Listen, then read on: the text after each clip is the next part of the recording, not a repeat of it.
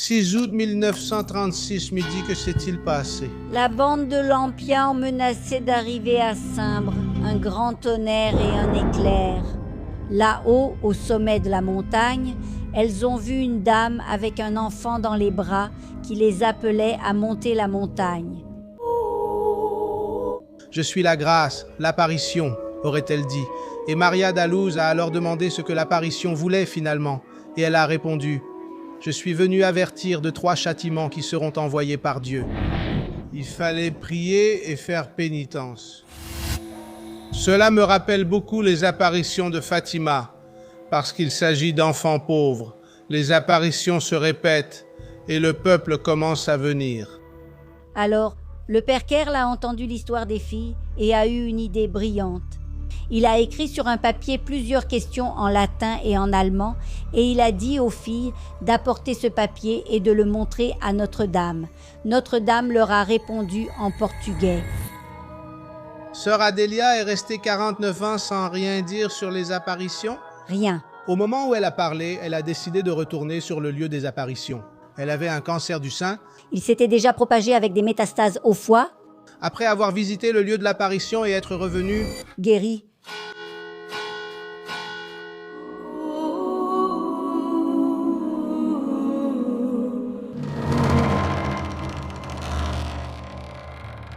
L'épisode commence déjà, c'est incroyable, mais avant, j'ai un message important pour vous. Nous avons remarqué que 81% des personnes qui regardent en 3 actes ne sont pas abonnées à la chaîne. C'est un geste simple pour vous, ça ne coûte rien, il suffit d'appuyer sur un bouton maintenant, mais pour moi c'est très important, cela change tout. Alors, je vous demande de vous abonner à la chaîne et de partager cet épisode avec quelqu'un à qui vous pensez que ça plaira.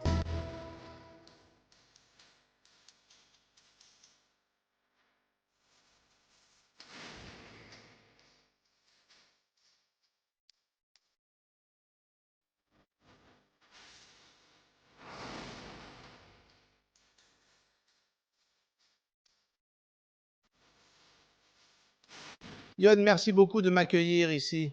En fait, je voulais commencer par remercier les sœurs, les religieuses de l'instruction chrétienne. C'est la première fois qu'on enregistre le 3 actes avec, je n'appellerai pas ça un public, Yon. Non, ce sont des invités et des compagnes. Des compagnes, n'est-ce pas? Les sœurs nous ont accueillis avec un goûter. J'ai proposé d'attendre, mais la nuit est tombée et on a préféré manger tout de suite. C'était finalement le dîner. C'était ça.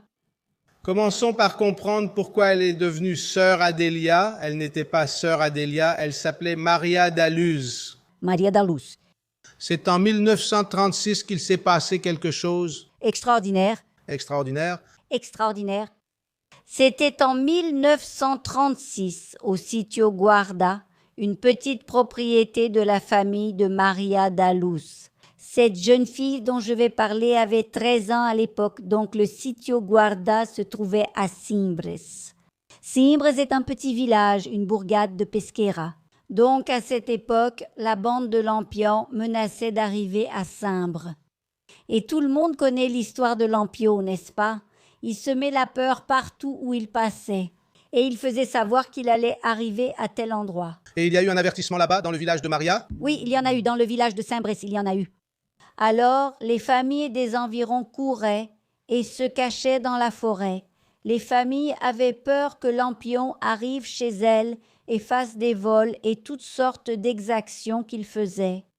Cela est aussi arrivé à la famille de Maria Dallouz, son père, Monsieur Arthur, sa mère, Madame Alda, avec les enfants, qui étaient déjà plusieurs à l'époque. Parce qu'au total, à la fin de l'histoire, je vais vous dire, ils étaient 14. Ils sont allés dans la forêt, ils s'y sont cachés par peur de Lampion, donc cette peur régnait là-bas, sur place, parmi les familles. Et Notre-Dame, elle vient toujours, disons-le comme ça, elle apparaît quand la peur survient, quand le moment est grave, quand l'inquiétude s'installe. Alors, Notre-Dame, il semble qu'elle apparaisse, n'est-ce pas? Dieu envoie sa mère pour qu'elle vienne apaiser ce peuple.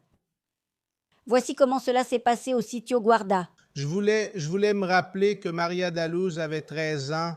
13 ans. Un autre personnage est aussi entré dans l'histoire. Il y a un autre personnage exactement. La famille de Maria Dallouz. Monsieur Arthur vivait de l'agriculture de subsistance, et il allait toujours planter, il allait récolter. Et Maria da Luz, qui était la deuxième fille, déjà une jeune fille de 13 ans, l'accompagnait toujours. Et lors de l'un de ces allers-retours, ils sont passés devant une petite maison humble, dont seule la moitié était couverte, et il y avait une jeune fille appuyée contre la porte de cette maison. Là, on voit déjà le sentiment de la sœur Adélia d'aider son prochain. Qui n'était encore que Maria da Luz. Maria da Luz. La sœur Adélia va arriver plus tard. Elle changera encore après. Alors, Maria da Luz avait déjà ce sentiment d'aider les autres, d'accueillir. Alors, quand ils sont passés devant cette petite maison très pauvre, elle a demandé à son père si elle pouvait inviter cette jeune fille de 16 ans, Maria da Conceição, à venir passer quelque temps, quelques jours, voire plus longtemps chez elle. Parce que là-bas, c'était très pauvre. Pour lui tenir compagnie? Pour lui tenir compagnie et aider, pas avec les tâches ménagères, non, parce que là, dans la maison de Maria da Luz, tout le monde travaillait, c'était aussi une famille modeste. Et le père de Maria da Conceição a donné la permission à monsieur Arthur d'emmener Maria da Conceição avec Maria da Luz chez eux, au sitio Guarda. Et tout le monde avait peur de Lampião? Tout le monde avait peur de Lampião parce que Lampião menaçait d'arriver là-bas. Et il y a un passage très significatif que Madame Alda. La mère de Maria da Luz, elle avait un petit bébé nouveau-né et il était déjà né avec quelques problèmes. Comme ça, quelque chose. Mais elle est allée dans la forêt avec eux. Et à un certain moment, Maria da Luz a trébuché et est tombée sur le bébé. De son frère? De son frère, oui, elle est tombée, mais il n'est pas mort. Mais à partir de là, sa santé s'est détériorée et tout ça. Ils ont décidé de rentrer à la maison à cause du bébé, et le bébé est décédé. Et quand il était en train de mourir, Madame Alda lui a dit « L'idiot », c'était son nom. « Quand tu entreras au ciel, dis à Notre-Dame de veiller sur Maria da Luz pour moi. » C'était fini. C'est à cause de cet accident que l'idiot est mort? On ne sait pas, il était déjà un enfant fragile, un nouveau-né et... À cette époque-là, on mourait aussi très jeune. Beaucoup d'enfants sont morts. Maria da Luz a eu d'autres frères et sœurs qui sont aussi décédés. Ils sont nés, ils sont morts, surtout à la campagne, loin de la ville. J'ai demandé à Yon pour savoir si Maria da Luz avait un sentiment de culpabilité. Non, elle n'en avait pas parce qu'elle était aussi une enfant de 13 ans. C'était un faux pas et elle a toujours pensé que la demande de Dona Alda à la Vierge Marie par l'intermédiaire de l'idiot serait entendue et exaucée, que la Vierge Marie prendrait soin de Maria da Luz. Nous sommes en 1936. Et 36. Tout le monde a peur de Lampião. Il est sur le point d'arriver et les deux amies sont ensemble, Maria da Conceição et Maria da Luz. De quoi ont-elles parlé à propos de Notre-Dame? Elles étaient en train de cueillir du ricin.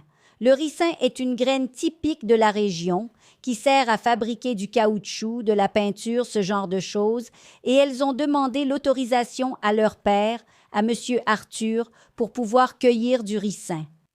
Parce que la fête de Saint-Michel qui aurait lieu le 27 septembre, c'est-à-dire le 6 août, elles étaient en train de cueillir du ricin. Le 6 août 1936, les deux amies cueillaient du ricin pour le vendre au marché. Pourquoi faire? Pour que Madame Alda puisse acheter des tissus et se faire de nouveaux vêtements pour la fête de Saint-Michel? Parce qu'à la campagne, on a beaucoup cette habitude, une nouvelle robe, de nouvelles chaussures, comment on dit, des souliers pour les fêtes des saints et des saintes patronnes. Mais elles n'ont pas réussi à vendre les ricins? Non, mais elles en ont récolté. Quand elles ont fini de récolter et rempli leurs 2 paniers, elles se sont assises au pied de la montagne. C'était le 6 août 1936, vers midi. Elles se sont assises pour se reposer. Et l'une a dit à l'autre, « Que deviendrions-nous si Lampião apparaissait ici ?» Elles étaient au milieu de la brousse, la maison un peu éloignée, et elles étaient seules, 2 jeunes filles là-bas. L'autre a dit, « Il ne nous arriverait rien parce que Notre-Dame ne le permettrait pas. » Qui a dit ça? Maria da Luz et Maria da Conceição. C'est Maria da Conceição qui a dit « Il ne nous arriverait rien parce que Notre-Dame ne le permettrait pas. » Les deux étaient très religieuses.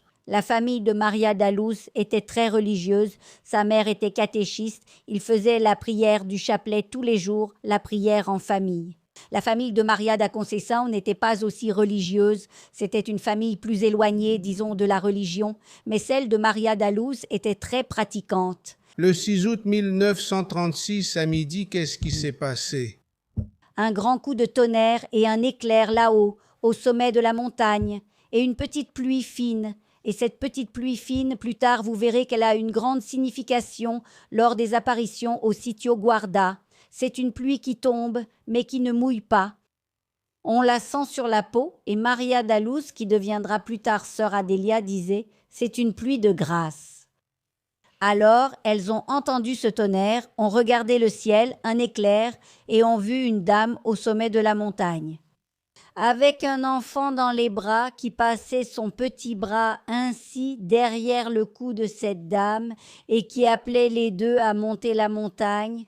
Ceux qui sont déjà allés au Sitio Guarda savent qu'aujourd'hui, nous avons un excellent escalier pour monter. Mais c'était une montagne, avec la végétation locale épineuse, sèche, basse, et elles ont grimpé la montagne en courant sur 600 mètres. Elles ne se sont pas égratignées, n'ont pas déchiré leurs robes et sont arrivées rapidement. En arrivant là, elles ont contemplé la beauté de cette dame qui leur souriait, elles n'ont rien demandé, elles sont restées stupéfaites devant tant de beauté. Ensuite, sa sœur dira que Notre-Dame est si belle qu'on ne peut même pas la regarder longtemps, car sa beauté enivre. Ensuite, elles sont descendues de la montagne et rentrées chez elles, bouleversées. Madame Alda a demandé ce qui s'était passé. D'abord, elles refusaient de le dire, puis ont finalement tout raconté. Nous avons vu une dame au sommet de la montagne, comme je viens de le raconter. Madame Alda a emmené Monsieur Arthur en disant « Allons là-haut, c'est peut-être la bande de Lampio. » D'abord, elles n'ont pas pensé que c'était Notre-Dame? Non, elles n'ont pas dit ça, elles ont dit une belle dame avec un enfant dans les bras, puis Madame Alda a dit, elles ont pensé, est-ce que c'est la bande de Lampiao? Et alors Monsieur Arthur a pris 3 ouvriers amis de la ferme, chacun a pris sa houe, et ils ont commencé à couper les branches, les arbres pour pouvoir monter sur la colline. Les filles Maria da Conceição et Maria da Luz sont encore montées presque en volant, et eux ont mis un peu plus de temps à arriver là-haut. Ils n'ont rien vu.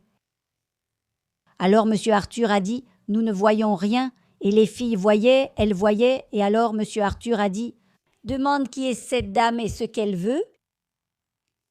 Alors Maria da Luz a demandé « Qui êtes-vous, madame, et pourquoi êtes-vous venue ici ?»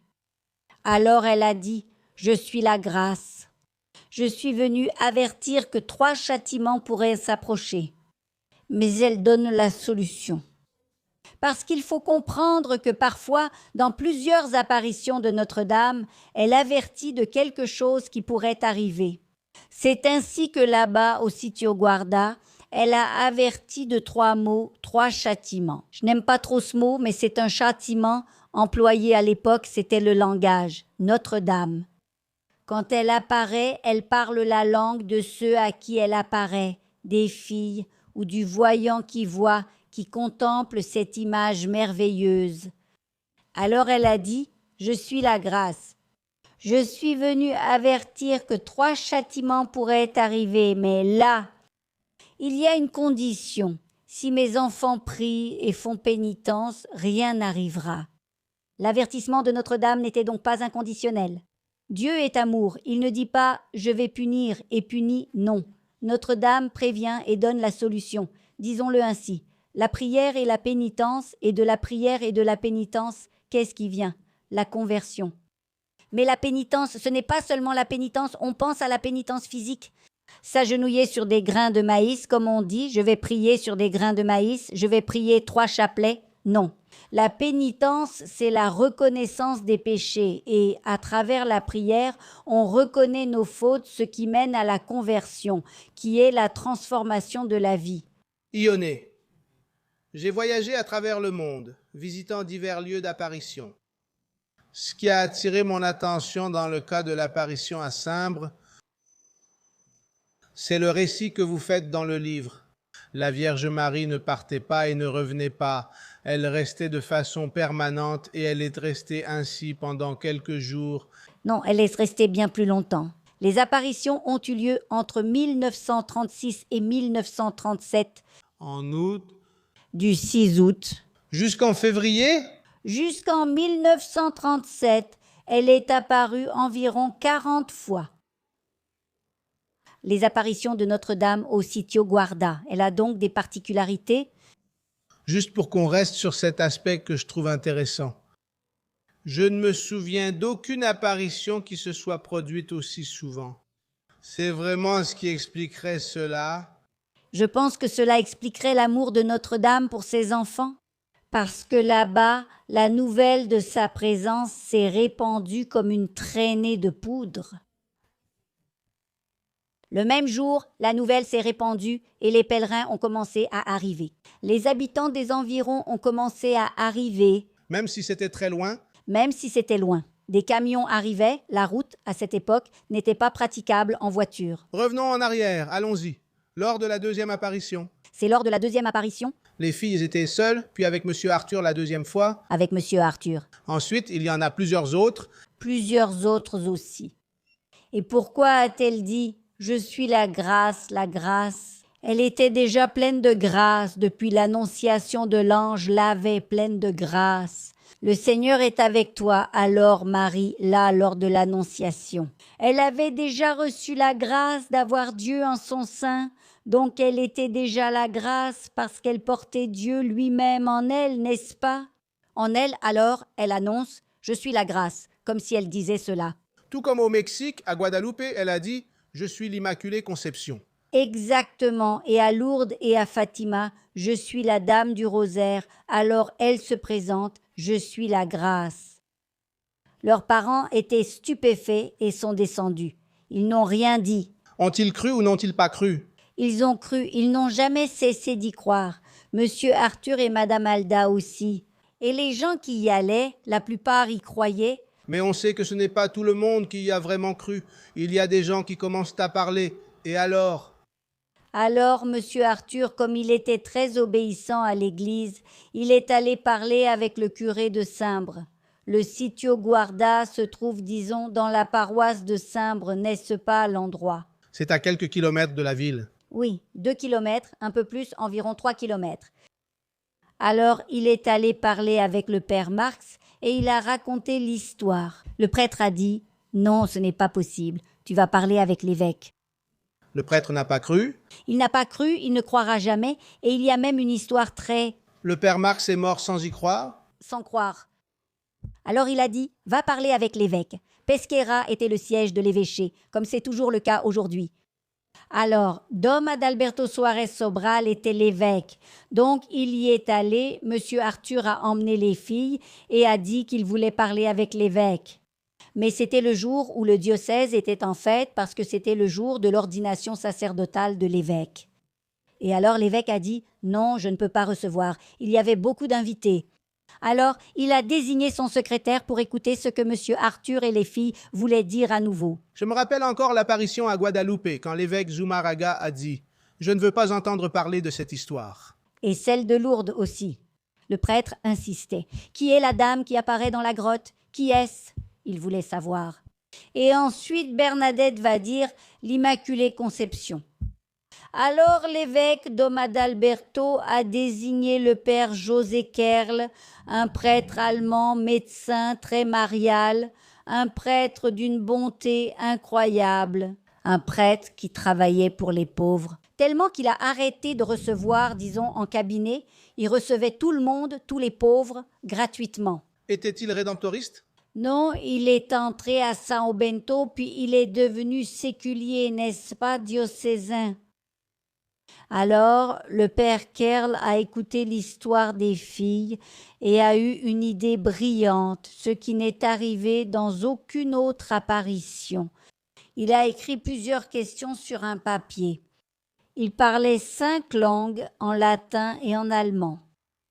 Et il a dit aux filles « Apportez ce papier au Sitio Guarda et montrez-le à Notre-Dame. Chaque réponse qu'elle donnera, par exemple, à la première question, Les filles, Maria da Conceição ne savait ni lire ni écrire, Maria da Luz savait, mais pas l'allemand ni le latin. Alors Notre-Dame leur a répondu en portugais et Maria da Luz écrivait chaque réponse sur le papier qu'elle présentait à Notre-Dame. C'est un long dialogue, je l'ai vu. Parce qu'il y a eu plus de 100 questions à plusieurs reprises. C'était presque un interrogatoire. Oui. Le prêtre voulait en être sûr? Il voulait en être sûr parce qu'il posait des questions sur sa vie personnelle, sur les dogmes de l'Église, sur l'histoire de l'Église, sur la politique mondiale. Et elle a répondu juste à toutes? Elle n'a jamais fait d'erreur. Toutes justes. Mais il y a un moment, et là je vais apporter ici votre livre qui est la source principale. Ici, le ciel rencontre la terre. Oui. Il y a un moment où j'ai l'impression que soit le prêtre ne comprend pas, soit la Vierge Marie ne veut pas qu'il comprenne, n'est-ce pas? À certaines questions ou à beaucoup d'entre elles, elle ne répondait pas. Elle faisait ce geste avec la main parce que, pour elle, la réponse était tellement évidente qu'elle n'avait pas besoin de répondre. Par exemple, il a demandé « Qui est la Sainte Trinité ?» Les filles ont répondu « Le Père, le Fils et le Saint-Esprit ». S'il reposait la question, ce n'était pas nécessaire. Tu as dit qu'elle adopte la langue locale. A-t-elle aussi adopté l'ironie typique des pernambucains? Ce n'est pas mon affaire. Débrouillez-vous entre vous. Le prêtre théologien mariologue savait tout. Alors, il y avait certaines questions auxquelles elle ne voulait pas répondre. Pourquoi me demandes-tu cela? N'as-tu pas déjà posé ces questions? Et quand les filles sont revenues avec le papier, avec les questions, il a été impressionné. C'était la première fois, puis il y est allé. Alors il y est allé, il a voulu y aller, il y est allé, il a grimpé une colline avec elle et elles sont montées avec lui. Alors, il a commencé à poser d'autres questions, mais cette fois oralement, il posait des questions en latin, en allemand, en italien. Et Notre-Dame répondait en portugais aux filles, et les filles transmettaient les réponses à lui. Le père Kerl n'a jamais vu Notre-Dame? Non. L'apparition n'était pas pour lui. Ce n'était pas pour lui. C'était seulement pour Maria da Luz et Maria da Conceição. Il a eu cette responsabilité qu'il va ensuite demander à Notre-Dame. Notre-Dame lui demande de diffuser le message, sa demande de prière et de pénitence pour que le monde se convertisse. À cette époque, il y avait la guerre en Allemagne, en Espagne, en Italie, ici au Brésil. Rappelons-nous, la Première Guerre mondiale venait de finir, Hitler montait en puissance en Allemagne et la Seconde Guerre mondiale approchait. La Seconde Guerre mondiale, le Brésil aussi, l'intégralisme ici. Alors, lui, en tant qu'Italien, voulait aussi savoir ce qui allait se passer dans son pays. Il a interrogé sur l'Allemagne. Il a posé des questions sur l'Allemagne, donc il posait des questions et elle répondait toujours correctement. Et il y a aussi quelque chose, disons, de très spécial dans la présence de Notre-Dame que je n'ai pas vu. Il se peut que cela soit arrivé, car je ne connais pas en profondeur toutes les apparitions de Notre-Dame. Elle venait en souriant, je pense que... Je pense qu'il y a encore une âme du Pernambouc là, n'est-ce pas? Je pense que oui. Peut-être que les filles étaient souriantes aussi. La sœur Adélia était-elle souriante? Non, pas vraiment, non, pas vraiment. Elle était plus réservée à cause de sa vie. Mais n'est-ce pas parce qu'après tout ça, il est aussi devenu plus difficile de porter le poids d'une apparition sur les épaules? Et comme elle a porté tout ça, tu vois, alors, imagine la Vierge Marie souriant et l'enfant Jésus. Y a-t-il quelque chose de plus beau? Il ne peut pas y avoir, alors... Et une autre chose, elle disait toujours au revoir en bénissant. D'ailleurs, elle bénissait même sans dire au revoir. Il y a plusieurs situations où elle bénit. Et l'enfant Jésus, une fois, Maria da Conceição a dit, « Regarde, tu vois, l'enfant sait aussi bénir. » Et la bénédiction est la bénédiction de Dieu, Notre-Dame bénit au nom de Dieu. Je trouve cela très beau. C'est aussi un message des apparitions là-bas au Sitio Guarda. De nos jours, les parents n'ont plus trop l'habitude de bénir leurs enfants, n'est-ce pas? C'est devenu démodé. J'ai grandi en demandant la bénédiction à mes parents et j'ai élevé mon fils, qui a aujourd'hui 52 ans, de la même manière. Ma petite fille dit « Maman, bénis-moi, mamie, bénis-moi » et moi je réponds « Que Dieu te bénisse et te rende heureuse ». Alors Notre-Dame bénissait et le père Kerl a dit « Je vais tester ». Il s'est tourné comme ça et a dit « Pourquoi tant de bénédictions » Et Notre-Dame a dit qu'il fallait être heureux. Alors, regarde comme c'est beau. Ce sont des dialogues différents d'autres apparitions, mais il y a certaines choses, Ion, qui sont communes à d'autres apparitions. Ça attire mon attention. Une préoccupation constante, il me semble qu'elle vient du père Kerl concernant le communisme, Oui, qui apparaît dans les secrets de Fatima. aussi, oui, parce qu'à cette époque, à Fatima, c'était en plein bouillonnement du communisme qui apparaissait. Je vous avoue qu'à ce moment-là, je me demande combien le père Kerl a influencé ce dialogue. Précisément parce qu'il était préoccupé par l'Allemagne, il était préoccupé par les autres pays. Mais il faut situer les apparitions de Notre-Dame au Sitio Guarda, qu'on appelle aujourd'hui aussi Aldeia Guarda. Ce n'est pas de la politique. Les partis passent, les idées politiques passent, elles changent. Mais Notre-Dame et le message du ciel ne passent pas. Alors on ne peut pas prendre cela et dire « Le message de Notre-Dame au Sitio Guarda portait sur le communisme ». Ce n'était pas le cas. C'était bien au-delà. Enlève-moi ce doute. Le mot communisme ne vient-il que des paroles du père? Exactement. Notre-Dame n'a jamais dit à lui « Le communisme ». Elle n'avait qu'une réponse, oui ou non? Notre-Dame n'a pas dit « Le communisme arrive ». Il a demandé « Le communisme arrive ». Si vous ne priez pas, si vous ne faites pas pénitence, regardez la condition, il y a toujours une condition.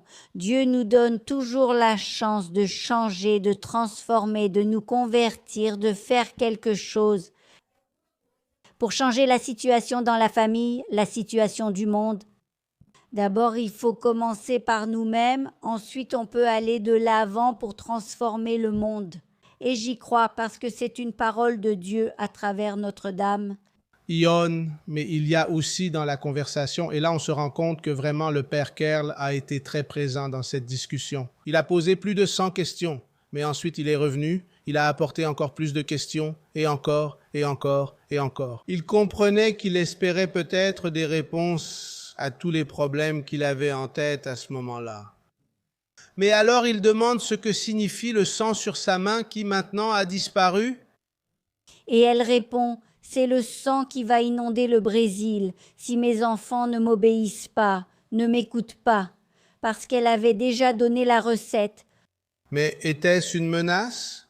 Quelque chose de mauvais allait-il arriver au Brésil? Non, non, la guerre, les partis politiques dans le contexte de l'époque, de l'intégralisme jusqu'au communisme qui pouvait arriver. Mais elle ne se base pas là-dessus, elle ne s'accroche pas à ça, parce qu'il y a beaucoup d'autres questions que le père Kerl pose et qui ont laissé de côté cet aspect politique. Alors, le jour de la première apparition, puis viennent les autres apparitions, puis le 21 août, Notre-Dame dit aux filles « Préparez-moi une petite fête, car je viens apporter une bonne nouvelle. » Et les filles ont répondu « Mais une petite fête comment? Nous sommes pauvres, nous n'avons pas les moyens de faire une fête pour Notre-Dame. » Ne vous inquiétez pas. Il faudrait chercher plus de ricins. Mais de ricins et les vendre parce que les ricins n'ont pas été vendus et même ces paniers de ricins ont aussi une signification. Elles ont abandonné le matériel, le bien matériel, pour chercher le spirituel, parce que celui qui monte la montagne avec amour en redescend transformé. C'est encore le cas aujourd'hui pour ceux qui vont au Sitio Guarda. Tu vas le ressentir, tu montes d'une certaine manière, mais personne ne redescend de la façon dont il est monté. Les ricins ont été laissés de côté, personne n'est allé les chercher. Pour cette fête, elles ont encore cueilli des ricins? Non, là il n'existe pas de traces. À propos de la fête de Saint-Michel, On ne sait pas si ça a eu lieu. ça a dû avoir lieu parce que la fête de Saint-Michel-Archange est très importante là-bas à Pesquera, comme dans beaucoup d'autres endroits. Alors elle a demandé cette petite fête. Elle a dit « Je viens apporter une grande nouvelle ». Le 31 août, elle est revenue. Donc c'est juste pour que ce soit clair. J'avais l'impression qu'elle était toujours là. Chaque fois que les filles y allaient, elle était là. Elle était là parce qu'elle apparaissait à l'intérieur d'un sanctuaire. Dans le sanctuaire, c'est ce qu'elle disait. Tout était fait de pierres précieuses, et Notre-Dame entrait et sortait de ce sanctuaire. Et ce sanctuaire, cette petite maison comme ça, se trouvait là sur la pierre. Si tu veux montrer plus tard, André Philippe a fait une représentation de ce sanctuaire. Et donc, Notre-Dame était toujours là chaque fois que les filles montaient. Notre-Dame était là, elle n'a jamais cessé d'être présente. Et la fête a eu lieu? La fête a eu lieu. Notre-Dame est venue et a dit « Le Brésil est sauvé, il n'y a plus de danger. Mes enfants ont répondu à mes demandes. » Et le peuple a acclamé, chanté, prié et loué. Donc jusqu'à aujourd'hui, le jour de la fête des apparitions de Notre-Dame est le 31 août. C'est resté un jour À cause de cette fête? à cause de cette fête. Chaque année, ils ont mis des fanions sur la colline, ils ont décoré, ils ont chanté. Et jusqu'à aujourd'hui, chaque 31 août, il y a ces décorations avec des fanions et tout. Et les apparitions ont continué. Le père Kerl allait sur le site pour poser des questions.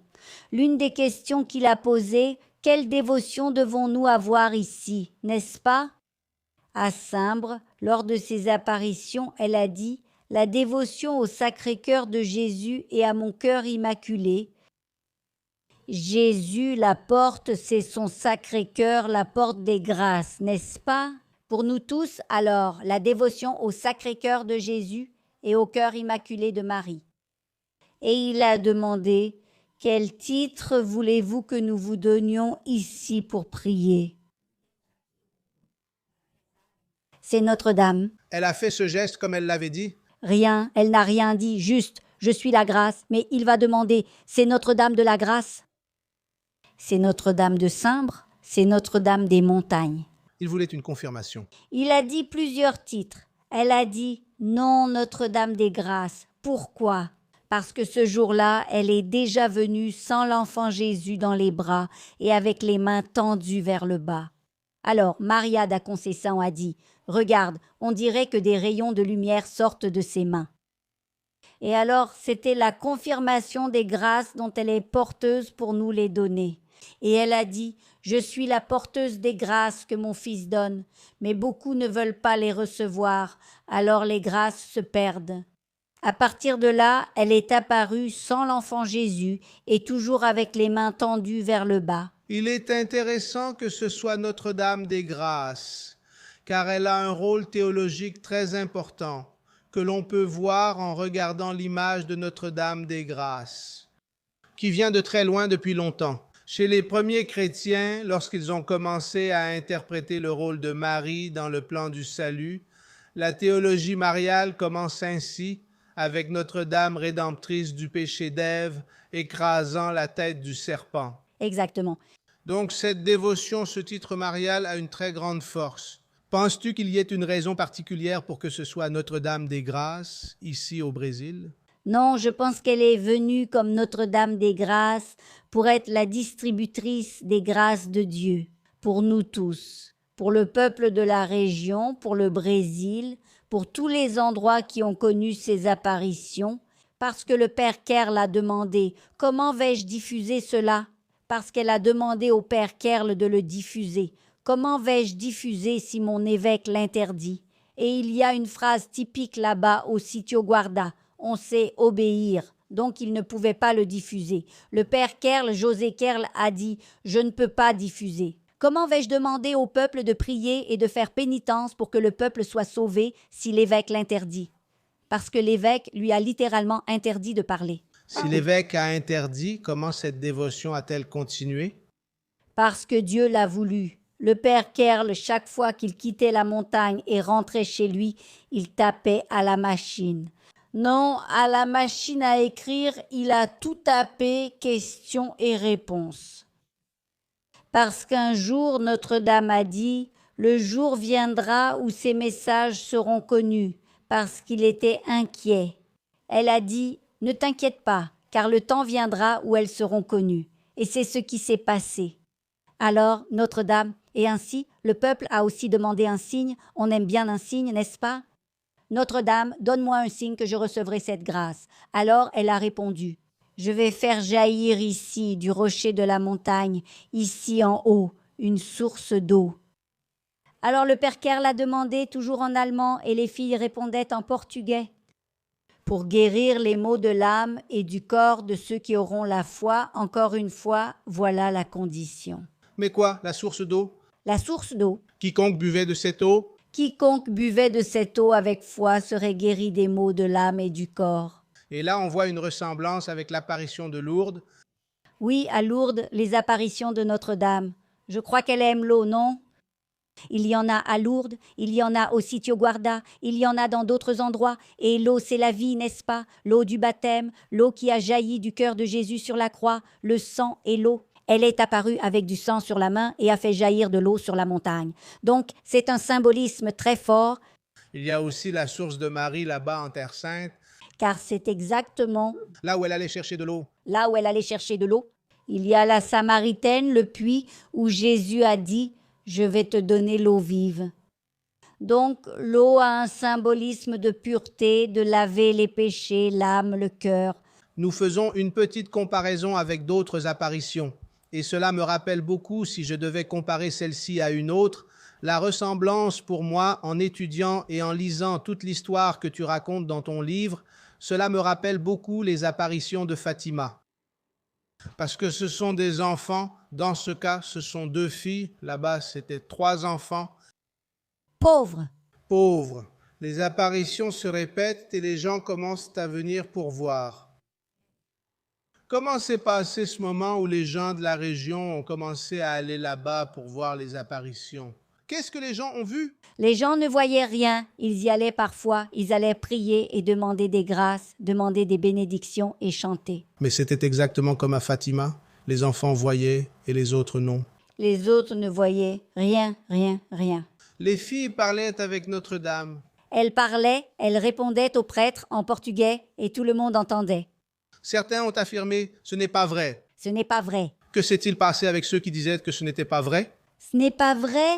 Le père Marquès a décidé d'y aller. Je vais y aller pour poser quelques questions. Il a noté sur un papier les questions en latin qu'il voulait poser.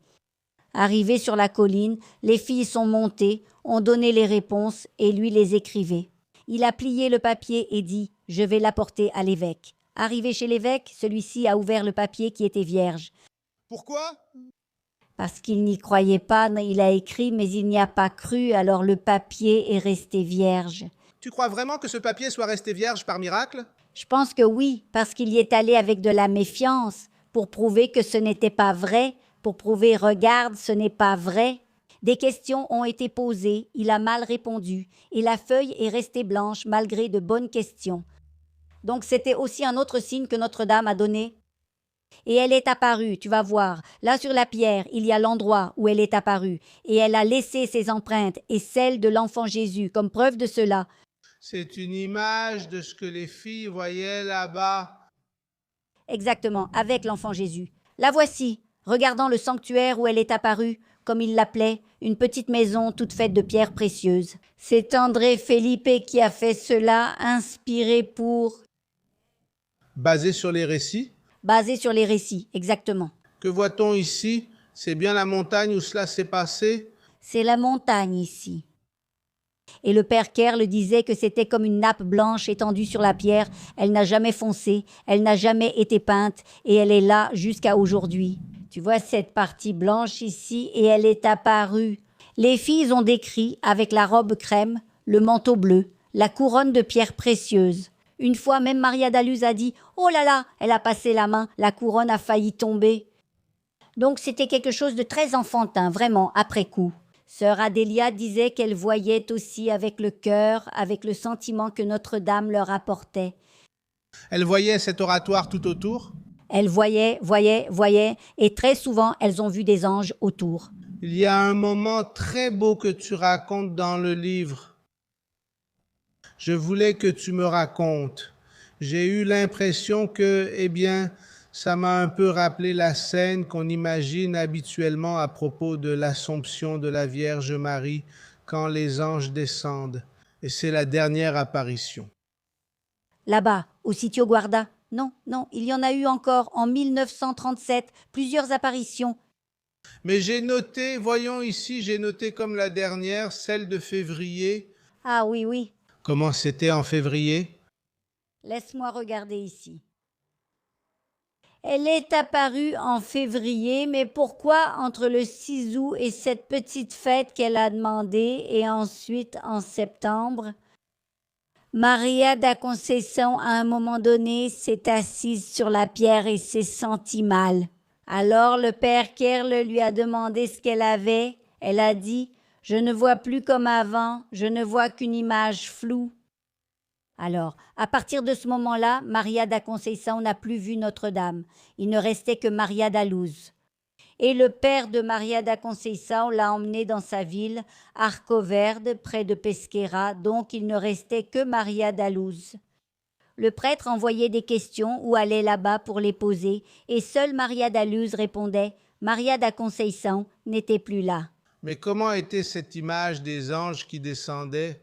Elle décrit que les anges arrivaient en apportant Notre-Dame dans une vision magnifique, béatifique, belle, merveilleuse. Les anges accompagnaient Notre-Dame. C'est ainsi qu'elle décrivait. Des anges accompagnaient Notre-Dame. Voici une autre image, également réalisée par André Philippe, qui montre un moment un peu différent. Quelle est la différence ici? C'est quand l'enfant n'est pas là. Quand l'enfant n'était pas là, jusqu'au 31 août, disons le 30, elle apparaissait ainsi, avec l'enfant Jésus dans les bras, du sang sur les mains. Ensuite, elle est venue comme Notre-Dame des Grâces.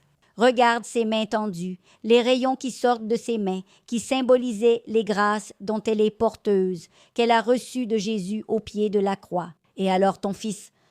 Alors la mère aide son fils, en donnant des grâces, en donnant des bénédictions, des aides. Donc ce sont les symboles des rayons qui sortent de la main de Notre-Dame. Et l'image, cette image n'a pas été réalisée? L'image qui est restée, c'est celle-ci? Oui, elle est restée comme Notre-Dame des Grâces. André Philippe a fait une image. On va voir, elle est là derrière, on va voir. Cette image est magnifique. Elle est très belle et elle a quelques différences par rapport à l'image que j'ai vue. Ah, il y en a même une ici, on verra ça après. Ici, il y a la pierre, la montagne en bas. Qu'est-ce que cette partie plus claire qu'on voit ici? Il a mis un nuage comme si Notre-Dame venait du ciel.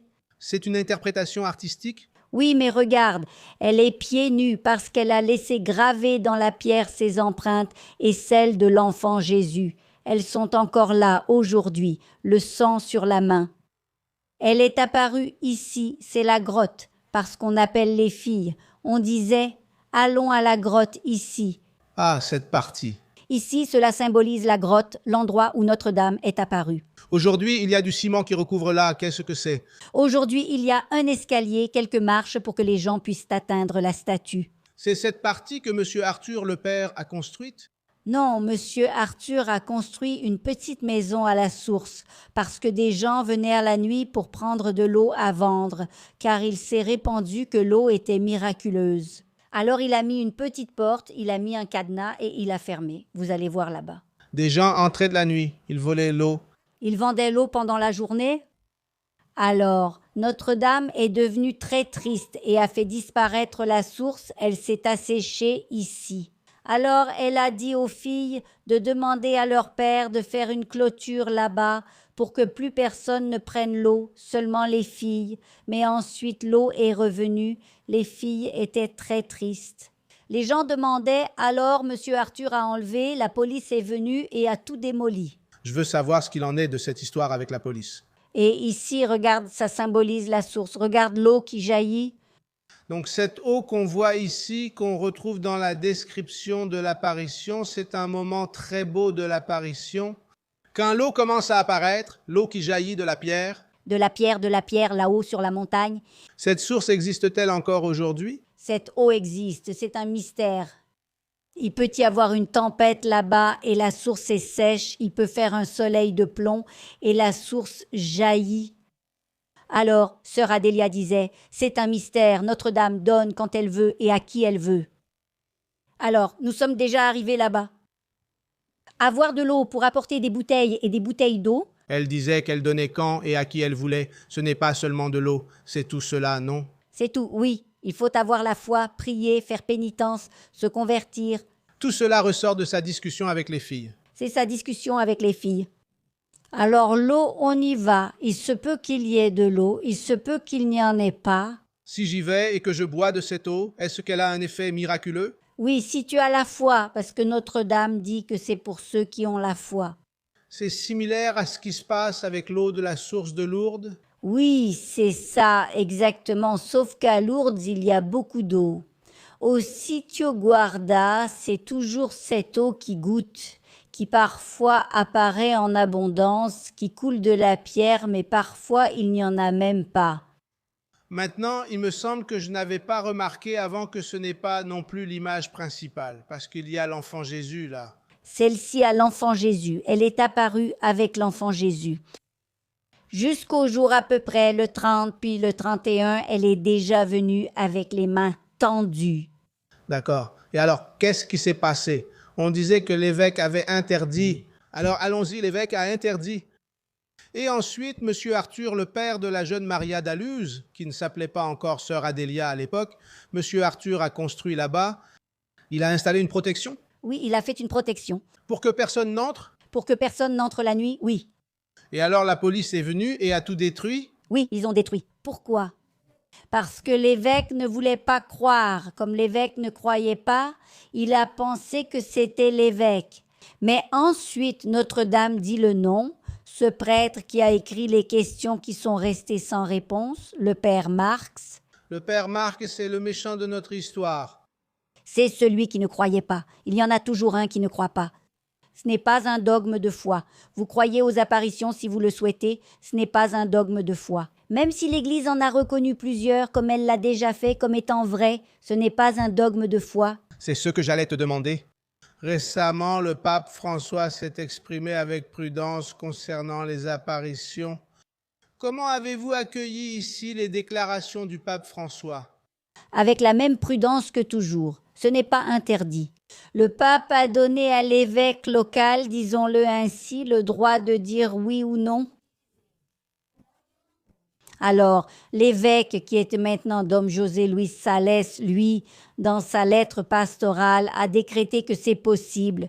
Il a décrété que c'est un sanctuaire. Les gens peuvent prier, les prêtres peuvent célébrer la messe, tout cela.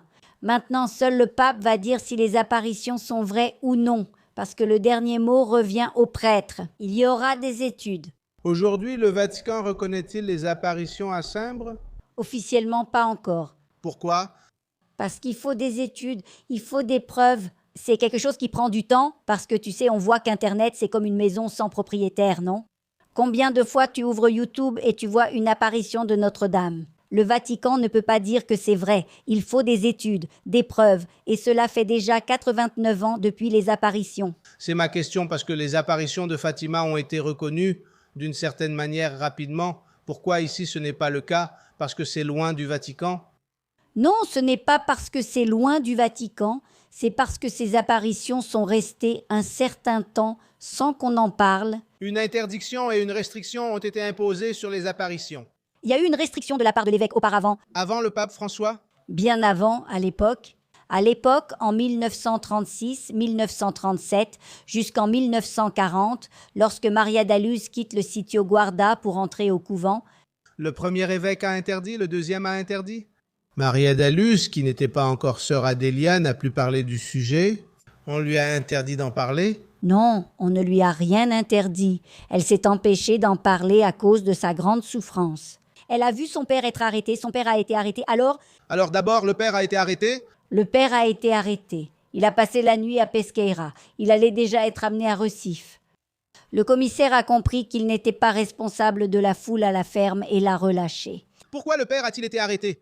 Parce qu'il était le propriétaire de la ferme. Et il provoquait quoi? Du tumulte? Du tumulte, parce que beaucoup de gens arrivaient là-bas, des voitures, des camions, des gens à pied, à cheval. Et l'évêque ne voulait pas de ce pèlerinage là-bas, parce qu'il ne voulait pas, parce qu'à cette époque, l'Église... Ce que vous me dites maintenant correspond à ce que j'ai ressenti en lisant votre livre. L'évêque ne voulait pas. Non, il ne voulait pas. C'est donc probablement l'évêque qui a demandé l'intervention de la police. Nous ne disons pas. Notre-Dame dit que c'est le prêtre qui a écrit les questions. Sûrement le prêtre a parlé avec l'évêque, et l'évêque a demandé. Il n'est pas dit explicitement, c'est Dom Adalberto qui a demandé. Mais mon père, en théorie, même le pape est un prêtre, le Saint-Père. Oui, oui, oui, Ça pourrait être l'évêque? ça pourrait. Mais comme il est mort et n'a rien laissé d'écrit, Je le dis car il y a eu une interdiction de la part de 2 évêques, ou y en avait-il plus? mais pourquoi ces apparitions n'ont-elles été rendues publiques qu'en 1985? Tout est resté secret? En silence pour une raison. La Vierge Marie a demandé au Père Kerl de s'occuper d'elle, car dans 4 ans, elle aurait la vocation pour entrer au couvent. Le père Kerl est devenu son guide spirituel. Elle l'appelait parrain, elle a dit à Maria Dallouz qui serait son parrain. Il a essayé de l'inscrire dans 2 écoles, 3, ils ne l'ont pas accepté, alors elle n'a pas pu étudier, au grand regret de Madame Alda, qui voulait qu'elle fasse des études. Enfin, elle est partie. Elle est allée à Garanin, Garanien, elle est allée à Garanins, elle n'a pas été acceptée. un collège de la même congrégation. La même congrégation, mais elle n'y est pas restée. Elle est partie parce que la supérieure l'a voulu. L'évêque Dom Adalberto est venu visiter le collège et il a appris que Maria Dallouz y étudiait. Et il a demandé à la sœur de la dispenser. Et il a dit au père Kerl, au lieu de soutenir une vocation sacerdotale qui sera utile à l'Église, vous soutenez la vocation d'une élève, d'une jeune fille. Mais était-il dérangé par le fait qu'elle soit la voyante de Simbre? Exactement à ce moment-là, elle, Cet évêque avait-il un problème avec elle? je ne sais pas s'il en avait un. À la fin, il dit même ça dans le livre, il le dit.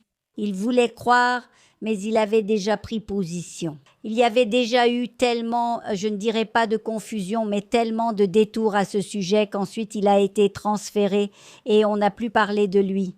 Donc la dernière apparition a eu lieu en 1937.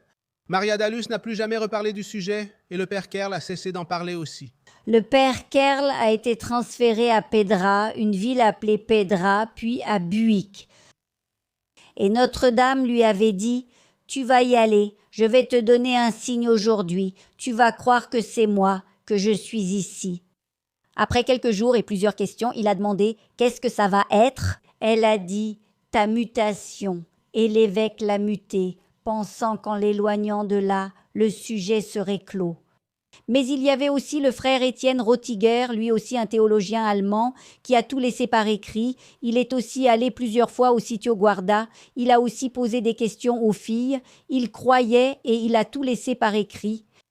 C'est un véritable traité théologique du frère Étienne. Et puis Maria Dallouz est venue ici, Elle est venue ici. là où nous sommes maintenant. Elle est venue ici, là où nous sommes maintenant. C'est le couvent des religieuses de l'instruction chrétienne. Exactement. Donc elle est venue, mais avant de venir, elle a parlé avec le père Kerl. Elle lui a demandé une pénitence qu'il lui donne comme pénitence de ne pas parler du sujet des apparitions. Alors il lui a dit « C'est toi qui demandes, tu veux vraiment cela ?» Elle a dit « Je veux », parce qu'elle avait peur d'être rejetée aussi ici au couvent. Qui lui a dit cela? Le père José Kerl, Qui était le père Kerl? le père Kerl. Elle a demandé au père Kerl de lui donner cette pénitence de rester silencieuse. Il a dit « Tu veux vraiment ça ?» Elle a dit « Je veux » parce qu'elle avait peur que les sœurs ici, les supérieures, ne l'acceptent pas parce qu'elle était la voyante de Simbre. Alors elle est restée 49 ans silencieuse. Elle ne disait rien.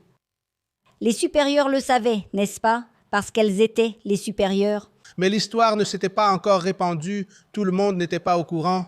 Il savait, mais quand elle a quitté le Sitio Guarda à 18 ou 20 ans, elle est partie, l'histoire est morte. L'évêque a été transféré, le père Kerl est parti, le père Frei Esteban est parti aussi. Alors c'est tombé dans l'oubli, il y avait encore des gens qui y allaient, mais pas cette foule qui y allait avant. La dévotion s'est arrêtée à un moment donné. Non, elle ne s'est pas arrêtée parce qu'elle est vivante jusqu'à aujourd'hui, mais elle a cessé d'être diffusée.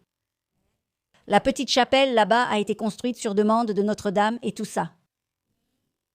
Elle est donc restée comme ça parce que Notre-Dame a dit « le temps fera arriver les choses ».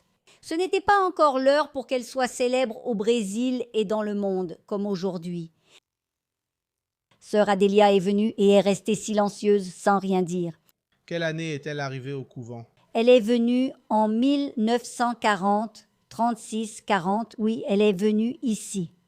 Elle a alors abandonné le nom Maria d'Alous pour devenir sœur Adélia. Sœur Adélia? Pourquoi, sœur Adélia? Parce qu'autrefois, on changeait de nom lorsqu'une religieuse ou un religieux entrait au couvent. On abandonnait la vie civile, on commençait une nouvelle vie, donc on laissait aussi son nom civil. La supérieure donnait le nom d'une sainte ou le nom qu'elle voulait, et elle lui a donné le nom de sœur Adélia. Tu sais pourquoi c'était Adélia? Non, C'était son choix ou celui de la supérieure? non, ce n'est pas leur choix, mais celui de la supérieure. Aujourd'hui, elle ne change plus. La sœur Viviane, même son nom n'est pas Viviane. La sœur Viviane, présente avec nous, a longtemps vécu avec la sœur Adélia. Ah, mon Dieu, 40 ans là, la sœur Adélia est restée silencieuse pendant 49 ans. Personne ne savait rien, puis elle a eu un cancer du sein. Et elle a commencé un traitement très sérieux. Mais elle, quand elle est venue au couvent, elle avait en elle ce sentiment dont j'ai parlé au début, d'aider les pauvres, d'être serviable, de prier, de faire pénitence. Puis elle a contracté un cancer, elle a commencé un traitement très sérieux avec de la chimio et de la radiothérapie. Et elle, déjà très faible. Son médecin, très connu ici à Recife, lui a donné 3 mois à vivre. Et elle était à l'infirmerie ici au collège parce qu'elle était très faible. Aux sœurs malades, la communion leur est apportée. Et alors, quand le Saint-Sacrement est passé devant sa chambre, celle de sœur Adélia, elle a ressenti la présence de Notre-Dame. Notre-Dame lui est apparue et lui a dit « Le temps est venu pour que les apparitions soient connues. » Alors elle a ressenti quelque chose d'étrange en elle. Après 49 ans, Notre-Dame lui a dit « Le temps est venu ». Elle est donc allée voir sa supérieure pour demander l'autorisation d'en parler à la communauté religieuse. Elle l'a raconté ici à l'intérieur? Ici à l'intérieur, oui, ici à l'intérieur. Vous vous souvenez, mesdames? Vous avez entendu, mesdames? Oui, nous avons entendu. Aussitôt, les sœurs se sont réunies avec la supérieure 1 mois plus tard. Elles sont toutes parties en pèlerinage au Sitio Guarda. La supérieure refusait qu'elle y aille, pensant qu'elle ne tiendrait pas. Parce qu'à l'époque, il n'y avait pas l'escalier qu'il y a aujourd'hui. Il n'y en avait pas. On devait s'arrêter à Cajueiro, qui est un petit village, et marcher 2 kilomètres dans la boue. S'il pleuvait, on passait par une écurie. On marchait et elle était fragile. Non, tu n'iras pas, mais elle a insisté. Laisse-moi y aller une dernière fois voir où j'ai vu Notre-Dame. Et elle y est allée? Et elle y est allée, elle y est allée. Et sœur Viviane raconte qu'elle y est allée aussi. Elle est passée devant tout le monde avec un chapelet à la main et 2 roses. On aurait dit qu'elle volait. Elle a parcouru les 2 kilomètres, elle a grimpé une colline en s'accrochant. Moi aussi, j'ai connu cette époque sans escalier. On montait en s'accrochant aux branches et en grimpant. Elle est montée malade et les sœurs l'accompagnaient à un rythme plus lent.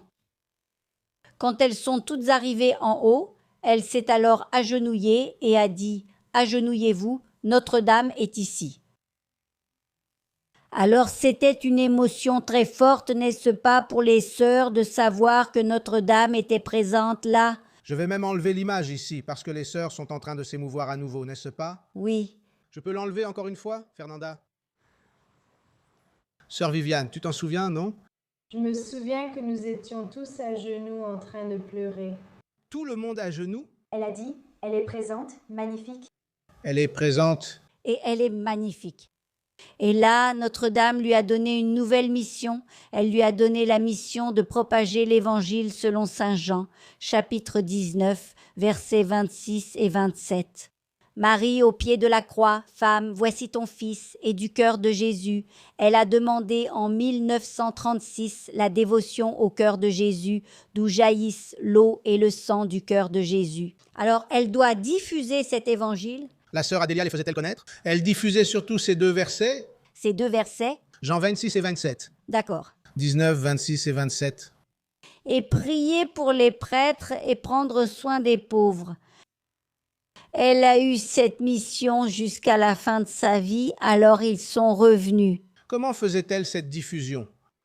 Elle ne parlait pas, nous parlions pour elle. La sœur Viviane a accompagné la sœur Adélia pendant 40 ans parce que lorsqu'elle est revenue de ce pèlerinage, elle est venue à Recife. Elle a arrêté la chimiothérapie et la radiothérapie.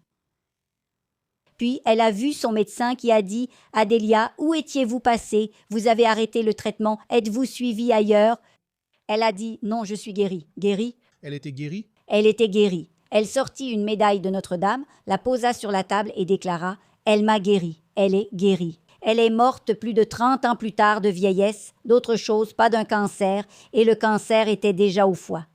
Ah, il y avait déjà des métastases. Il y avait déjà des métastases au foie, sans cheveux, très âgée. Après être retournée sur le lieu de l'apparition, elle a guéri? Parce qu'elle a dit à Notre-Dame, là-bas, « Si vous voulez que je diffuse cet évangile, vos messages, moi malade, je ne peux pas. Prenez soin de moi. » Laisse-moi voir si j'ai bien compris.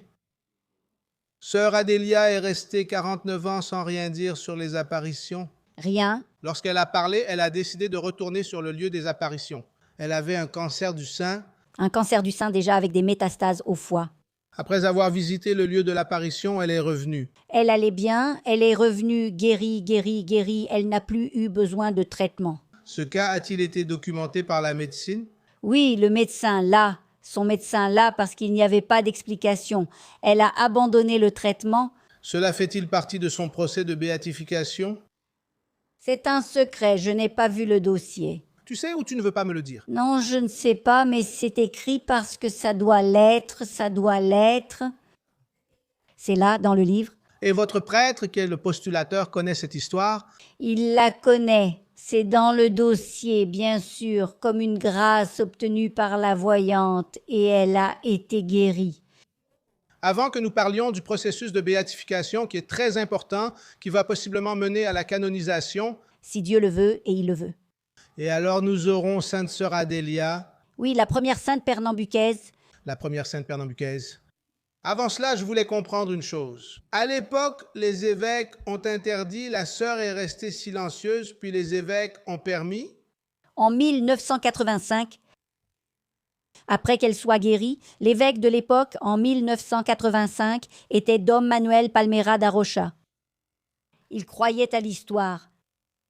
Il croyait à l'histoire. Donc, il a été le premier à ériger le Sitio Guarda en sanctuaire. En 1985? En 1985, c'est dans le livre son décret signé par lui, décrétant le sanctuaire. Les prêtres peuvent célébrer les sacrements, la messe, et les fidèles peuvent aller prier dans le sanctuaire.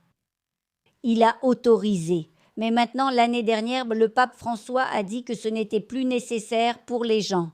L'évêque a dit qu'on pouvait y aller, qu'on pouvait y aller. L'évêque le reconnaissant sanctuaire. Reconnaissant comme sanctuaire. Là, en 85, elle allait déjà bien, elle faisait déjà des choses avec sœur Viviane, qu'elle appelait sœur Viviane, mon ange gardien. Parce qu'elle n'aimait pas que quelqu'un la touche, ni qu'on lui demande « Comment était Notre-Dame? Qu'a dit Notre-Dame? Qu'avez-vous dit ?» Non. Elle faisait comme ça, avec l'épaule, et sœur Viviane était là derrière, en train d'arranger. « Bénis ce chapelet pour moi », elle disait. « Je ne suis pas prêtre pour bénir un chapelet. » Elle n'aimait pas ça.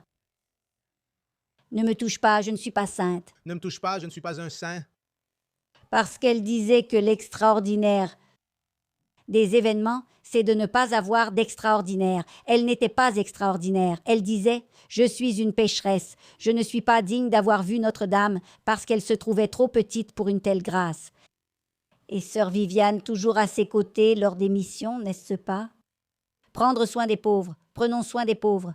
Alors, toutes les deux parcouraient toutes les communautés défavorisées, dans toutes les villes de Recife, partout où elle a travaillé, dans les maisons ici de la congrégation.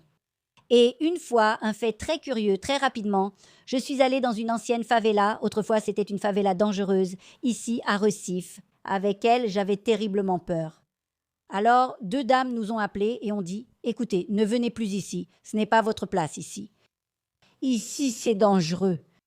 Je n'y suis plus retournée, mais elle y allait avec sœur Viviane. Elle n'avait pas peur, alors sœur Viviane, à 10, 11 heures du soir, il y a un malade en train de mourir, il veut recevoir la communion. Je peux venir vous chercher, d'accord? Elles y allaient toutes les deux. Alors, l'ange gardien de sœur Adélia, c'était sœur Viviane. Elle la protégeait de beaucoup de choses. Elle l'aidait dans beaucoup de choses. Elle gardait ses affaires à la ferme. Donc, sœur Viviane a un rôle très important. L'évêque émérite de Salvador, en Bahia, a dit que sœur Viviane est la relique vivante de sœur Adélia. Madame, Vous êtes une relique, sœur? elle n'aime pas que je le dise, mais je le dis parce que j'ai connu sœur Adélia en dehors du couvent. Sœur Viviane l'a connue à l'extérieur et à l'intérieur. Elle l'a connue à l'extérieur et à l'intérieur. Prière, heure de prière, pénitence, messe, vie communautaire, ce n'est pas facile de vivre en communauté. Donc, sœur Viviane la connaissait à travers tout cela. En 1985, une fois rétablie, elle a fait le premier pèlerinage là-bas depuis Fortaleza avec le frère Marcos. Il est venu de Fortaleza en bus. Puis cela a commencé à se répandre à Recife, au Pernambouc, à Maceió, à João Pessoa, dans plusieurs endroits. Et comment suis-je arrivée à sœur Adélia alors? Ce serait le 3e acte. D'habitude, je parle du 2e et du 3e acte, mais tu es déjà au 3e, alors allons-y. Le 2e, c'était sa maladie dont elle a guéri. Dis-moi quelque chose à propos de la maladie. Une coïncidence a attiré mon attention parce que j'ai appris que la paroisse ou l'église à Simbres ou Pesqueira, C'est Pesqueira, la cathédrale Sainte-Agathe, dédiée à Sainte-Agathe. Agathe ou Agatha, c'est la même chose. J'ai été là-bas à Malte, où Sainte Agathe ou Agatha s'est réfugiée, raconte. La tradition dit qu'elle a passé quelques années là-bas dans les catacombes. C'est une histoire très puissante dans la tradition chrétienne Exactement. qui relie sœur Adélia à une sainte des premiers temps du christianisme. Et relie parce qu'elle est la patronne des saints, n'est-ce pas? Parce que... Parce qu'elle a eu les seins tranchés sous Dioclétien. Et la sœur Adélia a eu un cancer du sein. À l'époque de Dioclétien, pas sur ordre de Dioclétien, à l'époque où l'on persécutait les chrétiens. Et la sœur Adélia, elle était encore Maria da Luz ce jour-là. Je crois que c'était le jour de l'Assomption de la Vierge Marie, le 15 août. Elle est allée à l'église de Sainte-Agathe à Pesqueira. Et là, la Vierge Marie lui est apparue. Alors, En quelle année? en 1936. Ah, à la même époque. À cette époque-là, alors qu'elle s'appelait encore Maria da Luz, Notre-Dame lui est apparue à la cathédrale de Sainte-Agathe à Pesqueira. Alors, voyez le lien. L'apparition de Notre-Dame, Sainte-Agathe, la patronne de la souffrance du sein féminin, elle a eu un cancer du sein. Alors, Dieu, je dis, il est très sage, il relie les éléments comme ça et on voit l'histoire se dévoiler. Pourquoi cela s'est-il passé? Pourquoi ceci est-il arrivé?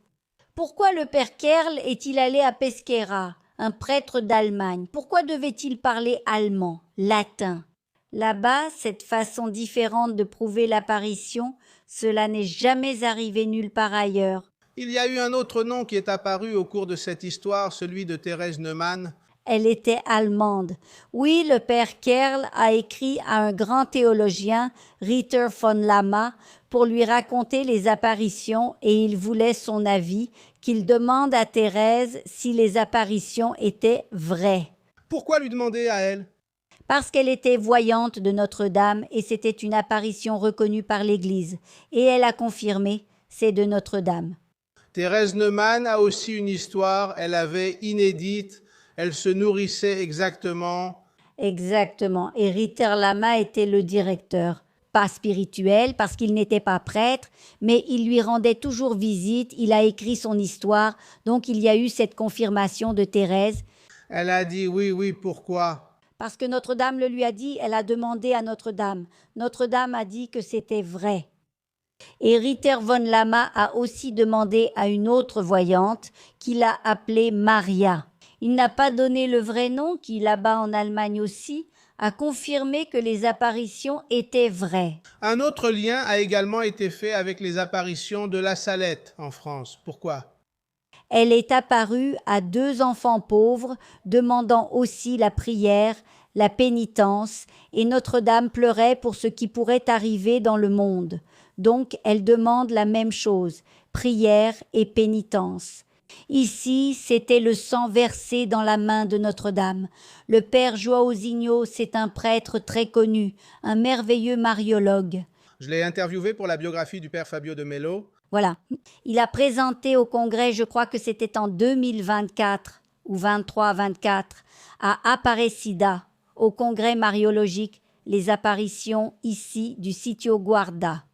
Et ensuite, il est venu présenter cela ici aux religieuses et elles m'ont invité. La conclusion à laquelle le Congrès est arrivé, en le racontant, en parlant, et il a dit Fatima Lourdes. La salette est un puzzle. Il manquait la 4e pièce pour former le puzzle complet et Simbres est la 4e pièce parce que tout s'emboîte. Notre-Dame demande essentiellement les mêmes choses. Les voyants sont globalement semblables. Pauvres enfants. Même pour prouver, je pense que c'est l'innocence d'un enfant, un enfant comme l'a dit le père Frei Estevão de Rotega. Elles ne peuvent pas inventer ça. Et puis, quand Maria da Conceição a cessé de voir Notre-Dame, c'est l'un des indices de la véracité. Maria da Conceição était une autre fille qui était avec sœur Adélia. C'est qu'elle est partie. Elle est allée vivre à Arco Verde. Elle a eu une vie sainte, on le croit, et pieuse. Parce que quelqu'un qui voit Notre-Dame ne peut plus être la même personne après, n'est-ce pas? Mais elle a vécu là-bas, à Arco Verde, et elle y est donc restée. Et sœur Adélia et elle se voyaient toujours ici, plus ou moins toujours, parce qu'il était difficile pour sœur Adélia de quitter le couvent d'ici pour aller là-bas. Des enfants pauvres, alors, a dit le frère Estevão. Le fait qu'elle ne voit plus est l'un des indices que les apparitions sont vraies.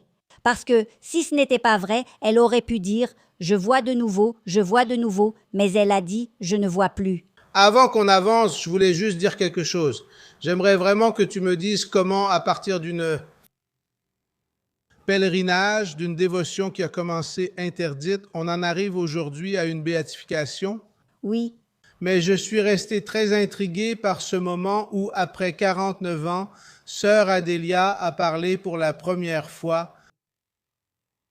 Qu'a-t-elle dit exactement quand elle a parlé? Elle a raconté l'histoire pour la première fois en public? En public, pour les sœurs, et elle ne racontait pas en public. Quand elle se référait rarement aux apparitions, elle ne disait pas « moi », elle disait « les filles ». Notre-Dame a dit aux filles. La fille, c'était elle-même? C'était elle-même, et Conceição, elle ne l'a pas eue, contrairement à ce qu'on dit beaucoup sur Internet. Qu'elle n'est pas entrée au couvent, qu'elle a été rejetée parce qu'elle était laide, pauvre, ça n'existe pas. Elle n'a pas eu la vocation religieuse, elle n'a pas voulu entrer au couvent. Internet dit ça? Dites. Si tu fais des recherches, tu verras qu'ils disent qu'elle était pauvre, noire, qu'elle a été rejetée par le couvent. Ça n'existe pas, ce n'est pas vrai. Elle s'est mariée, son père l'a obligée à se marier, mais son mari l'a renvoyée, tout comme le père Kerle l'a renvoyée parce qu'elle n'était pas faite pour le mariage. Alors, elle a vécu à Arco Verde? Sa vie a donc été facile. Non. Le frère de sœur Adélia lui a donné une maison. Il subvenait toujours à ses besoins essentiels. Sœur Adélia y allait parfois et lui apportait des provisions, de la nourriture. Mais elle vivait avec sa famille et rien n'a été écrit à son sujet. Parce qu'à mon avis, elle a eu une participation très importante dans l'histoire, comme si elle avait été un témoin de ce qui s'est passé. Sans elle, il n'y aurait eu que la sœur Maria da Luz, comme Maria da Luz est sœur Adélia, il pourrait donc y avoir un doute. Une fois, le père Kerle l'a appelée. « Regarde, Notre-Dame a placé Maria da Luz là-bas. » Elle a répondu « Je le vois ainsi. » Manteau bleu, robe crème. Conceição disait « Elle est où? À quel endroit? Elle est ici, à cet endroit. » Elle a montré. Alors il l'a mise à l'écart et a appelé Maria da Luz. « Comment tu la vois, Notre-Dame? » Elle a décrit exactement la même chose ici. La robe crème, le manteau bleu. Alors il a appelé, puis il lui a demandé « Comment est-ce que c'est ?» Son amie a dit qu'elle est ailleurs, d'une autre manière, de l'autre côté, alors elle a dit « D'accord ». Si elle a dit qu'elle voyait comme ça, je ne sais pas, mais moi je vois comme je vous ai décrit et c'était exactement la même chose. Il était en train de les tester. Alors on en arrive au point que j'ai demandé au début, tu n'as finalement pas répondu. Comment es-tu devenu confident, n'est-ce pas? Elle t'a raconté toute cette histoire? Oui, en 1985, je traversais une période difficile de ma vie de jeune mariée, mais pas à cause de la vie conjugale, plutôt à cause de la situation financière, enfin d'autres problèmes. Et j'avais l'habitude d'aller à la messe tous les jours et je disais « Jésus, je ne peux pas te demander, je vais demander à Notre-Dame un miracle dans ma vie et tout ça. » Alors, une nièce du père José Kerl, une dame, Madame Eunice Kerl, qui allait à la messe avec moi, un jour m'a dit sans raison particulière « Yon, as-tu déjà entendu parler d'une religieuse du Collège des Dames qui a vu la Vierge Marie ?» J'ai répondu « Non, jamais. » Elle a dit l'avoir vue et m'a résumé l'histoire. Je suis rentrée chez moi et j'ai immédiatement appelé ici en disant « Écoutez, je voudrais parler avec sœur Adélia. » C'est alors que sœur Véronique, que j'ai connue plus tard, a répondu et a dit « Écoute, Yon, c'est difficile de parler avec sœur Adélia. » Les sœurs l'aménageaient encore. C'était en 1985. À l'époque où elle a commencé à parler. Exactement. Alors, appelle ensuite. Je vais lui parler, je fixe un rendez-vous et tu appelles demain et je te dirai « Non, attends une minute. » Elle est en train de passer devant moi, je vais lui passer le téléphone. Alors j'ai dit, déjà en train de pleurer d'émotion, puis elle a dit, viens aujourd'hui à 2h. À 1h de l'après-midi, j'étais ici, nous avons parlé, elle est venue avec sa sœur Viviane, elles m'ont accueillie, je suis restée jusqu'à 6h du soir à discuter. Je ne lui ai rien demandé sur l'apparition, ni comment c'était, ni comment ça s'est passé. Je lui racontais ma vie pour qu'elle me donne un conseil sur ce que je devais faire, comment je devais agir, puis elle m'a dit « Viens travailler avec moi ». C'était juste ça l'invitation. Et elle voulait que tu fasses quel travail? Dans les communautés défavorisées avec les pauvres, lors de l'ouverture des cénacles, elle et sœur Viviane ont ouvert plus de 1000 cénacles, n'est-ce pas? C'est la prière du chapelet dans les foyers, dans les églises, dans les paroisses, dans les écoles. Donc j'ai accompagné sœur Viviane et elle pendant toute l'année 85, puis en 86, 87. Elle m'a appelé ici et m'a dit « Écoute, j'ai une mission pour toi. Le moment est venu. Notre-Dame veut que les apparitions soient connues et elle veut que tu écrives un livre. » J'ai dit « Sœur Adélia, écrire un livre? Comment faire? Je n'ai rien pour, pas de matériel. » Tu n'as pas de matériel, mais tu es déjà arrivé à plus de 500, 600 pages. Tu sais ce qu'elle m'a dit? Ne t'inquiète pas, ce dont tu as besoin arrivera entre tes mains. Et tout est arrivé. Tout arrivait. Elle envoyait par son ange gardien pour moi, puisque j'étais la secrétaire, des petits mots, des lettres, plus de 10 journaux intimes, des photos, des messages. Tu as tout mis dans le livre? Pas tout, parce qu'il y a beaucoup de choses inédites. Le postulant de la cause, frère Josiel, m'a demandé de ne pas le mettre parce qu'il devait aller au Vatican. Peux-tu me dire quelle partie tu n'as pas mise? Il y a beaucoup de choses tirées de son journal. C'est laquelle, cette partie? Je ne sais pas, par cœur. Tu ne sais pas? Tu as oublié? Cela figure dans le dossier de la cause? C'est dans la cause. Au sitio Guarda, on sait obéir, le père Kerl a dit au sitio Guarda. Là-bas au sitio? C'est au sitio Guarda, on sait obéir. Donc cette phrase est solennelle pour notre équipe. De Notre-Dame, c'est-à-dire moi, sœur Viviane, Edilène Souza-Léon, Fernanda Gadelia, André Philippe et Paulo Albuquerque. Nous sommes 6, nous appelons l'équipe Notre-Dame. Alors j'ai commencé à rassembler et à écrire. Je suis rentrée chez moi. J'ai tout de suite commencé à écrire quelque chose. Elle a dit « Commence aujourd'hui ». Tu étais déjà écrivain? Non, je n'ai jamais rien écrit à part ce livre, seulement des rédactions à l'école. C'était un appel que tu as reçu. J'ai reçu cet appel, puis sa sœur a commencé à me donner. Elle te donnait des témoignages? Oui. Alors j'ai commencé à emporter partout un petit magnétophone à cassette que mon mari m'a offert et une caméra, celle à VHS. Partout où elle allait, j'y allais avec elle et j'enregistrais. Elle faisait des prières, plusieurs prières là-bas au sitio Guarda. Elle s'agenouillait. Tout à coup, elle fermait les yeux. Vous avez continué à aller au sitio? Alors nous avons commencé à aller au sitio. La première fois que j'y suis allée, c'était tellement difficile de monter la colline parce qu'il n'y avait pas d'escalier que j'y suis arrivée très émue et j'ai dit « Notre-Dame, je ne reviendrai plus jamais ici. Je n'y arrive pas, c'est trop difficile. » Le mois suivant, j'étais là avec, je crois, 5 bus, 4 ou 5 bus. 5 bus? De pèlerins. Tu les as emmenés? Oui. Tu es devenu guide touristique? Je n'étais pas guide touristique, car moi aussi je payais mon billet. C'était moi et une amie à moi, Jamilia Alves, qui est aujourd'hui décédée. Nous emmenions des pèlerins, puis Edilène les emmenait aussi. Mais je parle surtout de ma part, alors j'ai commencé à rassembler tout ça et j'ai commencé. Et elle te racontait l'histoire. Ce qui est dans le livre vient beaucoup de sa narration. Tout vient d'elle, parce qu'il y a une partie qui est du père Kerl qui a écrit là. Il y a la partie du père Kerl. Elle m'a donné le livre et j'ai commencé à insérer ces mots, ces messages, les prières qu'elle faisait, les demandes. Le livre a grandi. En 1988, la première édition comptait un peu plus de 100 pages. Mais comment le réaliser et financer l'impression? À cette époque-là, on mettait lettre par lettre pour former une phrase. Mon mari, très catholique, m'a dit, et c'était une personne merveilleuse. Ne t'inquiète pas, nous allons faire le livre de Notre-Dame, nous allons le diffuser, mais j'ai une exigence. Ce livre ne sera jamais vendu. Et il ne l'a pas été? Non, jamais. 10 000 livres, 10 éditions, nous les avons distribués dans le monde entier. Les gens demandaient, on ne facturait pas les frais de port, on envoyait.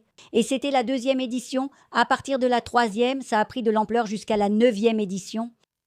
C'est aussi à ce moment-là qu'il y a eu une pause. Il y avait les terres du Sitio Guarda. Ce sont des terres indigènes. Il y a eu un conflit parce qu'ils voulaient les terres avec la Funai et tout. Donc ça a duré encore un certain temps, un moment. L'histoire s'est arrêtée là, puis en 2023, 23, 24, la sœur Cléonis Santos, qui était la provinciale ici à l'époque, m'a appelée parce qu'elle voulait voir comment je pouvais contribuer à la cause de la sœur Adélia. Elle est morte en 2013. La sœur Adélia? La sœur Adélia, 2018. La cause de la sœur Adélie a été ouverte pour qu'elle soit... D'abord servante de Dieu, quand a-t-elle été déclarée servante de Dieu? En 2021, c'était en 2021 parce qu'en 2024, ce n'est pas servante de Dieu que tu m'as demandé, en 2024. Maintenant, l'année dernière... Le processus de béatification a-t-il débuté immédiatement après? De béatification. Il fallait alors des documents de sœur Adélia parce qu'il faut pour les saints des notes écrites de leurs propres mains, des photos. Et tu avais tout cela?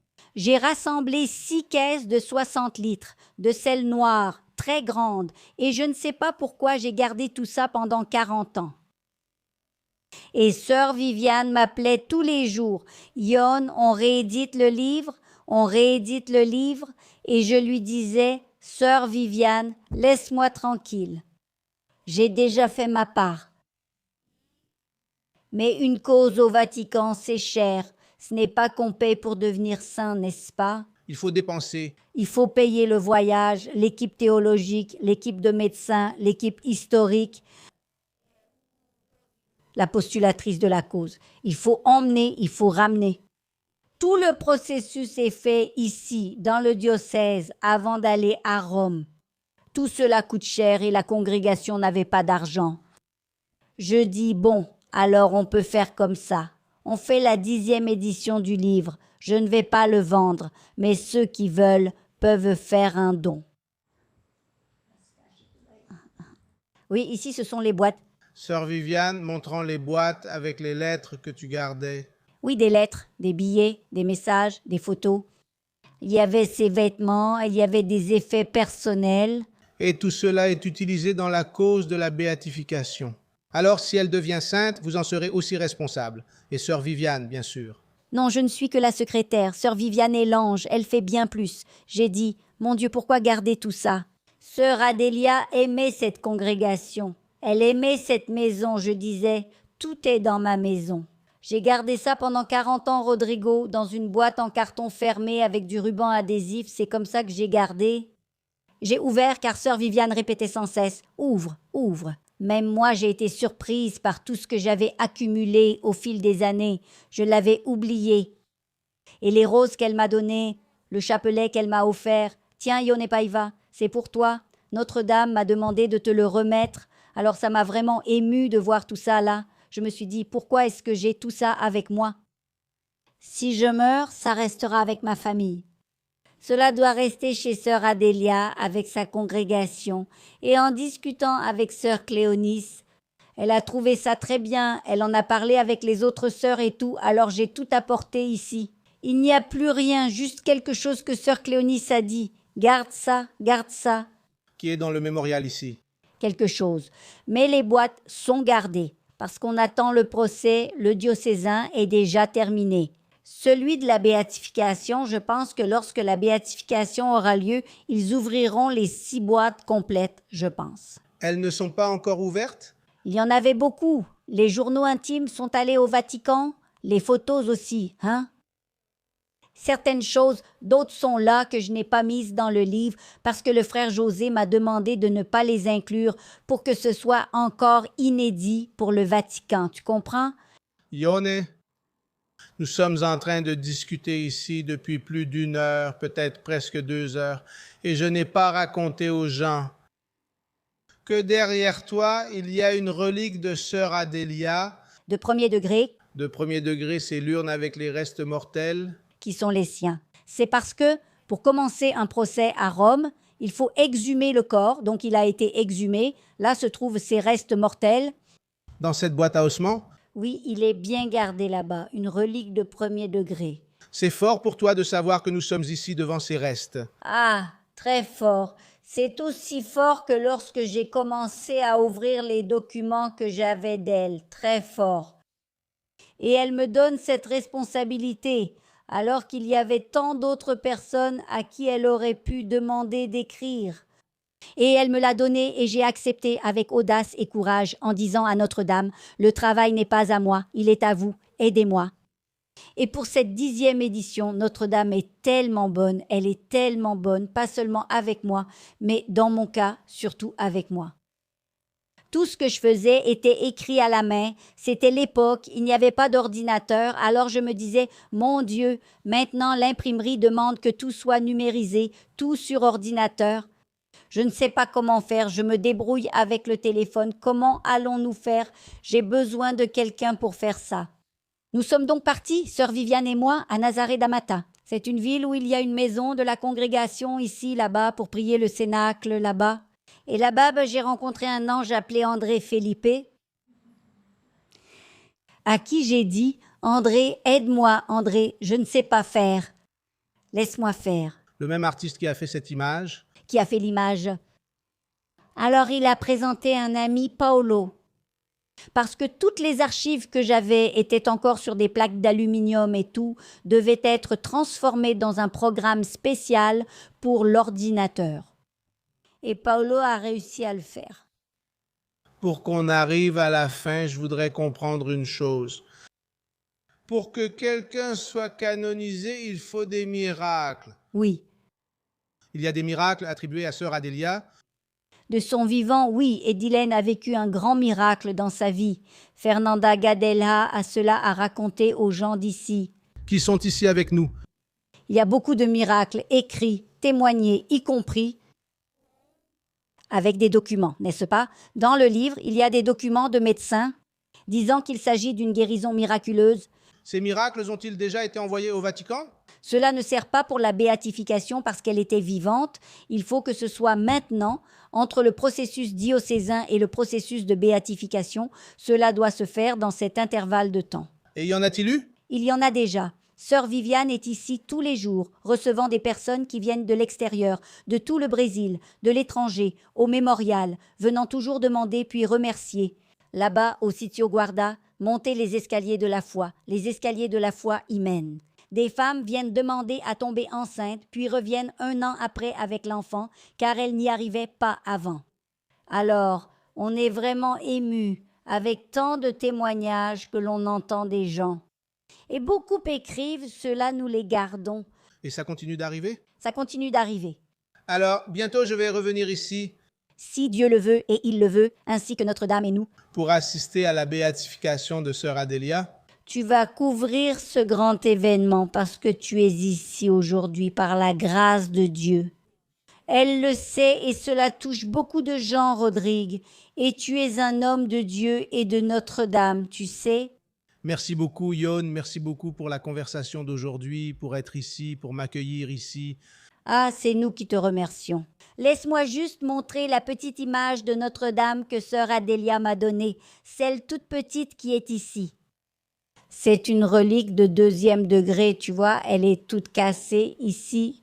Mais elle me l'a donnée et je la garde avec tant d'amour parce que c'est Notre-Dame des Grâces. Avec les petites mains tournées vers le bas, elle appartenait à sœur Adélia, alors je la garde. J'en profite pour toucher ici. Je vois, ce n'est pas passé inaperçu, non. Alors voici l'image gardée avec tout mon amour. Où était cette image? C'était à elle dans sa chambre, et elle me l'a donnée. Merci beaucoup, tu me la donnes? Elle est belle, hein? Oui. Et elle reste dans ta chambre? Oui, elle reste, je la mets sous une cloche parce que j'ai peur, parce qu'elle est, tu sais, elle est un peu... Et si je pouvais lire un petit message de Notre-Dame pour... Lis le message que tu veux lire, bien sûr. Tu l'as là? Il y en a un ici dans le livre. Fais attention que ça ne tombe pas, d'accord? Je vais la laisser ici en train de tenir ta main. Je m'occupe d'elle. Tu en prends soin, d'accord? Eh bien, c'était un message que Notre-Dame a donné à sœur Adélia le 6 août, qui serait le jour de la première apparition.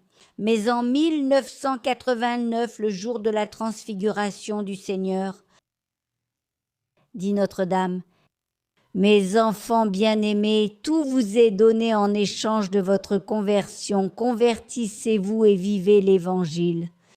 Ce désert vous invite à la prière intime avec Dieu, que vos cœurs s'ouvrent à cet appel. Rappelez-vous du jeûne, de la pénitence et de la prière que je vous demande tant.